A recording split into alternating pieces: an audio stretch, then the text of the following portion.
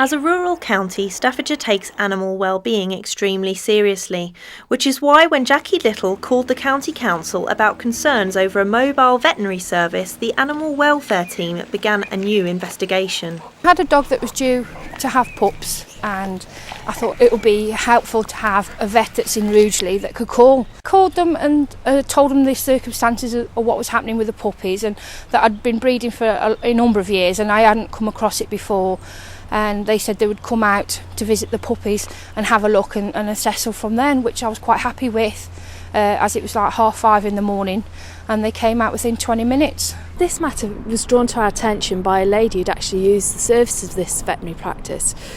She'd called them out in the early hours of the morning because they were a mobile service that were close to where she lived, and she'd got puppies that were fitting that were in need of immediate medical attention basically, and when they turned up to deal with the matter, she was concerned that the vets who arrived were neither confident or competent in the service that they were delivering, and that's when she notified ourselves. They came and had a look at the puppies, and one was fitting, which I was, the whole family was distraught at. We'd never ever seen a puppy fit before, and first of all they just said, well, it's the breed. With it being a French Mastiff Dog de Bordeaux, that the brains are too big for the skull, which is a load of rubbish, and they're on a heat mat, and puppies shouldn't be kept warm, they should be kept cool, which is a load of rubbish. But you just think, well, you go along with it because they might be, knowing something different than you do. And I wasn't happy what they said, but you just grasp at straws at that time. You just think, well, they're professionals, you listen to what they're sort of telling you. The couple in question, a Mr Odeloju and a Miss Lerwell Carter, duped Staffordshire residents into believing they were vets, leading to the deaths of newborn puppies and other animal suffering. They came in with all the equipment. They had the fleeces with their names on and the vets on call and their symbol, as well as the everything that you would expect a vet on call to have. All the full medicines and everything with them.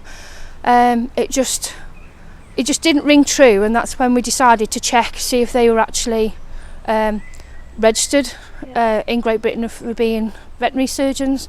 Unfortunately, they took the identity of a bona fide veterinary surgeon from down in Kent, and we actually ascertained there were a number of different names that were being used, but certainly one was relating to this vet, and it was his veterinary details, that were being used to obtain drugs over the internet basically. We phoned up the trading standards, and they put us onto the animal health at Stafford, who we got in touch with Stephanie, and she was absolutely fantastic. Following a thorough investigation, they were sentenced at Stafford Crown Court after entering guilty pleas.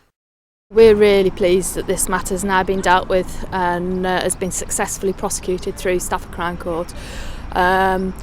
We are here to protect the community. The animal health team, we're there to ensure that not only the community is looked after, but also the business, the professionals. At the end of the day, we've got these vets who take a number of years to get qualified. You put your trust in them, and we're there to ensure that we haven't got people coming in who aren't qualified that are going to compromise animal welfare. So yeah, really pleased.